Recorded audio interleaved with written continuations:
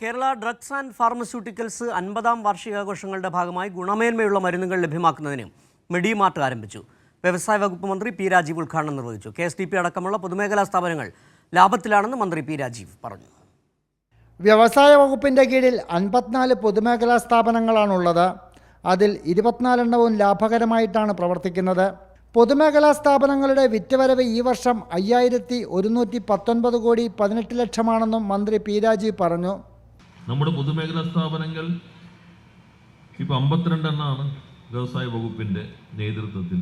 പിന്നെ KSIDC ഇൻഫ്രയും കൂടി ചേരുമ്പോൾ 54 എണ്ണം വരും. അതിൽ കഴിഞ്ഞ തവണ 18 എണ്ണമായിരുന്നു ലാഭകരമായി പ്രവർത്തിച്ചത്, 18 20 എണ്ണം.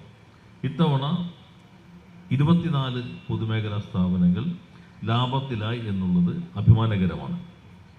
KSIDC ഇൻഫ്രയും കൂടാതെ കഴിഞ്ഞ തവണത്തെ ടേൺ ഓവർ 4419 കോടി 58 ലക്ഷമായിരുന്നെങ്കിൽ ഇപ്പോൾ അത് 5119 കോടി 18 ലക്ഷമായി.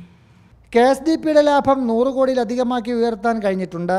കോവിഡ് കാലത്താണ് ഏറ്റവും കൂടുതൽ വിറ്റുവരവുണ്ടായത്.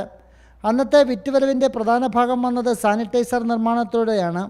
ഇപ്പോഴത്തെ വിറ്റുവരവ് പ്രധാനമായും മരുന്ന് നിർമ്മാണത്തിലൂടെ തന്നെയാണ്. ഓങ്കോളജി പാർക്ക് യാഥാർത്ഥ്യമാകുമ്പോൾ KSDP ഇന്ത്യയിലെ തന്നെ ശ്രദ്ധേയമായ പൊതുമേഖലാ സ്ഥാപനമായി മാറുമെന്നും മന്ത്രി പറഞ്ഞു. കലവൂർ KSDPയിൽ കൂടിയ യോഗത്തിൽ PP ചിത്തരഞ്ജൻ MLA അധ്യക്ഷത വഹിച്ചു. ജില്ലാ പഞ്ചായത്ത് പ്രസിഡന്റ് KG രാജേശ്വരി മുഖ്യാതിഥിയായി. ജില്ലാ collector Alex Varghese, KSDP chairman CB Chandrababu തുടങ്ങിയവർ പങ്കെടുത്തു. ഷാജഹാൻ, കൈരളി ന്യൂസ്, ആലപ്പുഴ.